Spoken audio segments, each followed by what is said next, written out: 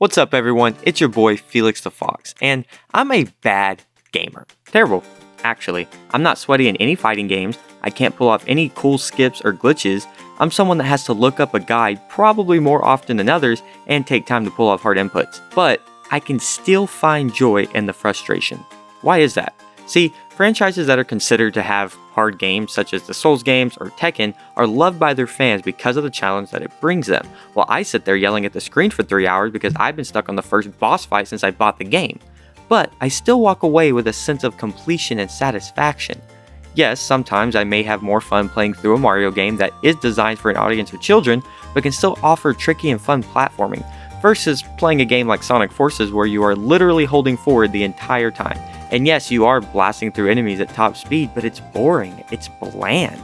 There's no excitement or thrill here, even bad gamers want to feel something. In this video, I'm going to be breaking down what it's like to play video games with a low skill level. What do devs do in some cases for that kind of gamer? Do they back down and offer a solution, or do they say tough it up and let the gamer just keep trying? I want to first address the difference between frustration through user error versus bad design. See, a highly experienced gamer can see patterns and catch on to certain mechanics faster than someone who just started playing video games or someone who is just bad. Even the level is ridiculously hard and you are dying over and over, if the design and craft is there, then you should walk away still having a good time. When you are dying over and over and over again and are confused of what you should be doing more times than you are having fun, then that is bad design. Think of games that offer more than one difficulty setting, even if it's just one. The devs are taking into account people who want a challenge versus the ones who want a more casual experience, both being what the gamer views as a fun playthrough. Games that offer more emphasis on story tend to have an option for easier difficulty settings, in case the player is solely playing that game for its story. Oftentimes, story games that feature intense action will have higher difficulty settings for players who want to challenge themselves. This is a great compromise for high skill level players and low skill level players, but what about games that don't offer either? Take a series such as the Souls games.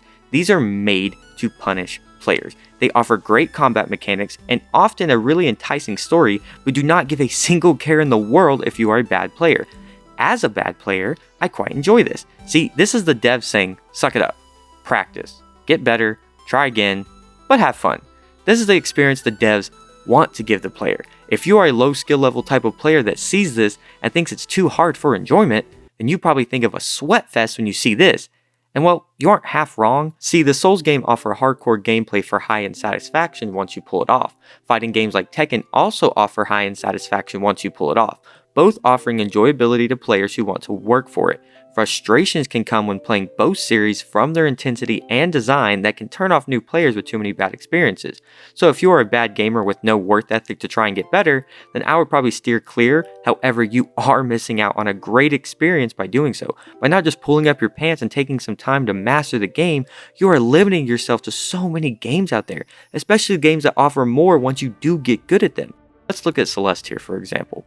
Challenging design at times, nothing you can't figure out without just looking at it for a second, but after the average player gets their experience with the base game, there is still so much left. Getting through this game was a challenge enough already, and I shuddered at the thought of harder levels. I mean, just the thought of doing level 9 would make my heart spike, but because this game was a blast to play through and I had such a fun experience, I was itching for more levels. So I dusted off my paws, picked up the controller, and went again.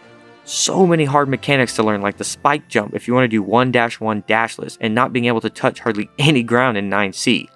Even though I died countless times, I never stopped trying. Not only does that tie perfectly into Celeste's theme as a game, but it just shows how great this game is that I never wanted to stop playing it, even though it was way above my skill level. Celeste was designed to draw players in to the next challenge. It was made specifically to be like, yeah, it's hard, but you can do it. Now, let's look at two more 2D games, Cuphead and Super Mario Bros. The Lost Levels. Both really difficult 2D platforming games. Cuphead is difficult with its bosses and puzzle-like gameplay, while The Lost Levels is difficult because of crap like this that it pulls and expects you to land it. To me, Cuphead is asking for a fair challenge, while The Lost Levels kind of forces a challenge on you. There isn't really any real reason this game should be this difficult. The story doesn't ask for it to be. The only evolution this game has from the first game is that it's harder, and for no other reason than that. To me, That is bad design and unfair gameplay, and as a low skill level gamer, I have no urge to jump into this game for the challenge that it is. Celeste encourages me to play its harder levels. Dark Souls' whole franchise is designed to be difficult. Cuphead offers rewarding gameplay if you figure out its tricks.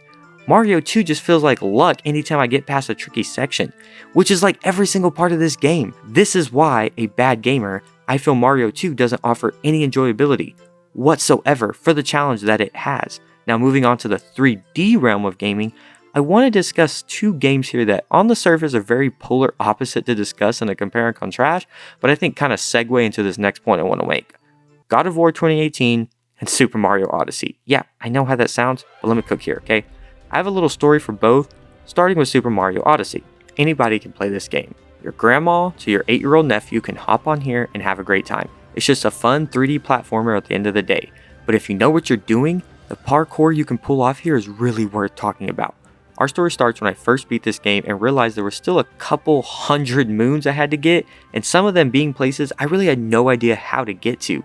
So I have a friend who is probably one of the best skilled gamers I know, and I asked him if he could come over and help me knock some of these out.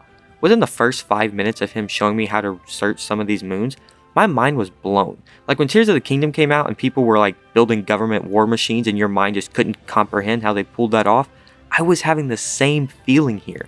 I had put hours into this game and still had never discovered this advanced movement. This is another example of great design. The devs intentionally designed these mechanics to be this way. You can beat the game and gather a bunch of moons without ever knowing how to move Mario in this way.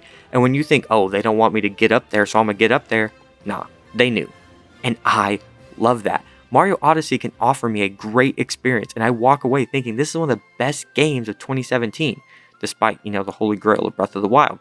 But there was a whole other level to this game that I would have never seen if the game wasn't good enough to keep me playing. I had such a great time with this game that I wanted to get better to experience the rest of it. A game that offers low skill players a great experience that can draw them in to play more is a masterclass in design. I mean, my friend had already learned this advanced movement probably within his first hour of playing. That means he got to experience this game full throttle for most of its playthrough. That's also amazing, rewarding high school level gamers from the very start. Now, somehow pulling off this transition, I want to talk about God of War. Unlike Odyssey, this game offers a masterclass in storytelling, but we have the same situation here. See, that same friend I discussed earlier came over to hang out one day when I was playing through God of War. I was fighting like one of the mini bosses and he looks over at me and says, "Why are you playing like that?" Playing like what? What do you mean? I'm playing the game. And at this point, I was pretty deep into God of War, so I was pretty comfortable with the combat and special abilities. And again, this dude has the controller for 2 minutes and completely blows my mind again. I didn't even think there could be advanced combat in this, but he showed me an easier way to take out enemies and defeat bosses. This is a simple example of two playstyles. He figures out what he can do with each button and perfects each mechanic as he goes. Meanwhile, I'm blasting through the game so I can learn the story since that's what I want to experience from this game. We both walked away experiencing the same story, but we ended up basically playing two different games. Same for Odyssey. Even though the story can be explained in like 3 sentences max, we still both experienced the same story, but played the game in completely different ways. That to me is the best part of video games. Any player can experience a game like Mario Odyssey, but not everyone has the skill or time to figure out its secrets and what it has to offer under the surface. The Souls franchise is designed for gamers with a high skill level because they are intentionally designed to be hard. But because they are such good games, I believe anyone can have a fun time playing them. But a game like The Lost Levels is just unfair game design. Even if you are a highly advanced player, how many times can you go through this and have a fun time?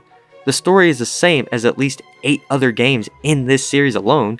Take Celeste, which can be frustrating if you aren't up for its challenge, but the story and the level design is so good that it makes me just want to keep playing. Bad gamer might be a bad term to use. Low skill level with video games is a better description, but as someone who has struggled to get good at video games and is always taking forever to understand concepts or mechanics, I appreciate the easy road sometimes in a game like God of War, but I'm so glad the difficulty increases there for when I get better and I want to take on that challenge.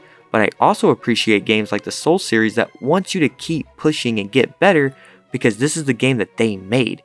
Being a bad gamer has its downsides, but I always love having the perspective of video games through this lens because I want to see what kind of game the devs made. Was it made for me? Was it made for players the exact opposite of me? And what do the devs do to incorporate different playstyles? When the devs take time to give everyone a great experience, not necessarily sacrificing but evolving, that is great game design, and why all players of different backgrounds can still enjoy great games, and even more so, why bad gamers can still love hard games.